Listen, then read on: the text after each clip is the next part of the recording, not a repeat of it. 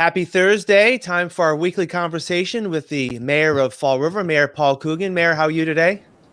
I'm great, Keith. Thank you. I want to get into, more about the vaccine here in Fall River. I actually want to start with the governor's announcement yesterday that, he's expanding the number of people who can get vaccines. Now teachers are going to be included and school department staff. What do you know about how that will impact Fall River? If you do it all, obviously that's not going to take place for another week, but how do you see that impacting Fall River? Well, obviously, adding the teachers into the mix should get them back in the schools a little quicker and make them feel a little more comfortable when they're there. Um, my concern about that process was that they're being thrown into the same mix as everyone else. The 211 number, the Get a Vax website, which is already oversubscribed.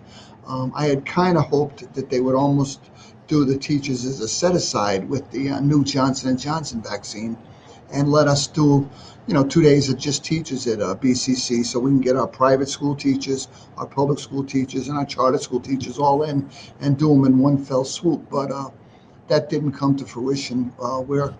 We were in conversation yesterday with Lieutenant Governor about that plan, and depending on vaccines, it may still come true that we use a weekend to get as many teachers as we can vaccinated. Yeah. And I know, always comes down. We talked about this for the past few weeks, is the number of vaccines available, that there's still at a low number. I also noticed this week that there was more vaccinations at some of the high rises. So is that still ongoing? That is ongoing. We were at Colin Madeiras last week, and yesterday we were at Doolin Apartments, and we brought some people over from Bates Tower, and we do have further plans to go out and start moving into some of our family developments like Sunset Hill or Pleasant View, but we still want to finish up the high rises first. Next week we'll be going to a couple more, I believe. If we get the vaccines, it's all contingent on that. So cross your fingers and hope we can get back to the neighborhoods to do them right where they live. Now, in terms of getting the word out on the COVID vaccine, next week your office is sponsoring 2 town halls that'll be held to answer people's questions about the vaccine. They'll be held both next Wednesday and next Thursday. Talk about how this came about and how you hope to engage the community to answer some of their questions. Well, in conversations with Tess and Elena in my office, I think there are some reluctant people that do not want to get the vaccine, and I guess to each their own, but I think some of it's on misinformation. We want people to understand that this is safe. I can honestly say I got my first vaccine the other day. I'm in the over 65 group, so I got it on time and on schedule. I got my second one scheduled.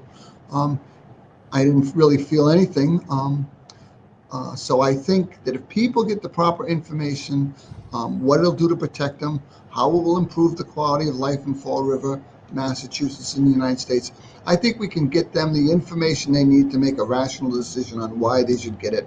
And that's what this is about. We'll probably be doing some leafleting door to door in some of our developments, and we're going to try to get people to understand that this is our way out of this nightmare. And if we can get people vaccinated, we can get back to normal, and hopefully we can get it back on our feet, which is the goal of everyone. Now, who's going to be taking part in the town halls? It'll be Tess. We have a few physicians from our local partners, Primacare, South Coast, St. Anne's, answering some questions that people have been sending in, and we'll talk about how the process works in Fall River, what we have for sites, and why people should get vaccinated. And this is something I'm sure that's going to be ongoing as we go through the next few months. Any possibility of maybe extending this, especially as more of the general population gets ready to get vaccinated? Oh, absolutely. I mean, we would love to get everybody vaccinated. The problem I hear too is not just people's reluctance, it's getting on the website and finding an appointment and going. They go from Walgreens to CVS to the state sites, and it goes on and on and on. South Coast Hospital site at the Liberal Club, I was there yesterday checking on the people, and they were going to be doing 650 appointments yesterday, and they're going to really ramp up this weekend at the Liberal Club. So, I mean, people have to know it's safe, It's protection. Let's go forward with getting out of this mess. Yeah, and as more vaccines become available, hopefully more slots will become available, and everything will get simpler as we move along. Getting back to schools in some ways, the superintendent this week announced that effective Monday, the high school students in Fall River at Durfee will be going back to the hybrid model. Again, good sign of getting more students back into school and into that in-learning environment, right? Absolutely. I think we have a big transition coming up at Durfee this year when we move from the old building to the new. And I think we have to get people back into a classroom setting so they're used to that schedule with bells ringing and people going to passing the class. So I hope it makes the transition smoother going into the new building. If we, my concern is if we leave them home all year on a monitor, it's not really the way schools run, and hopefully they're not running like that in the future. We get back to in front of a teacher. In-person instruction is what I favor, and I'm hoping we can get going again. And I believe tomorrow the Department of Elementary and Secondary Education, its board may be voting on a plan by the commissioner to get elementary school students back a little bit sooner. I asked you this last week. Have you heard any other further details on about how this may work? No, we'll wait till tomorrow and see what they tell us. But I know we're moving closer and closer to bringing them back in larger groups. Parents still have the opportunity to opt their students out if they're not comfortable with them going into a school setting. So I believe that number who had opted out was somewhere between 30 and 40%. So that gives us more space in all of our buildings, and hopefully we can get the kids back that do want to be there. Now, will there be the opportunity of some of those remote parents to get their kids back in if they wish under this, that may change, Yeah, I would hope so because they've been out so long now. They can come back with the next crew, hopefully, and melt right back in. So again, that's up to those parents and their children. Lastly, last week, the House in Washington passed the latest COVID stimulus bill, which will provide, hopefully, if the Senate passes, money not only for individuals and those unemployed, but also money for cities and towns. And there was a report this week that the city could receive upwards of $50 million plus. That's a lot of money. I'm sure there's a lot of planning that needs to go into, if this passes the Senate and becomes law, how the city plans to use that. Any thoughts on how that may work?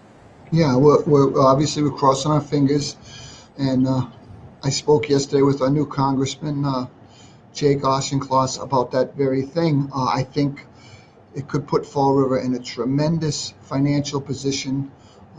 It'll be as solid as I've ever seen as long as I've been around, because that money is there's also substantial money going to the schools. And again, I think what we would do is working with Mary Sahadi and all of our financial people. We probably bring in some outside people to find the best way to give Fall River ratepayers maybe some relief, do some substantial work on infrastructure, correct some faults in some of our buildings, and all in all, take care of our streets, sidewalks, and make Fall River a better place to live. This is one-time money that, if it comes true, is really going to be a game changer for the city. And even the other cities I've talked to in the area are all holding their breath, waiting to see if this passes.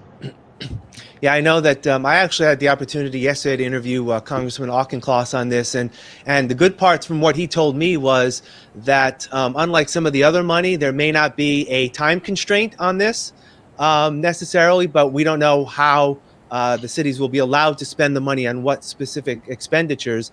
And I'm sure there's a lot of people who may be looking for specific funding. And as you said, this is one-time money. So this is not something where the city can, let's say, hire a lot of people, because it'll come to roost later on when those receipts don't come in. So there's a lot to it. Absolutely, right? One-time money, and I hope people understand that. If it's it's not something that's going to go on and on and on, but it could be a game changer for the face of the city and how our city presents itself and the things we can do to make Fall River a better place to live.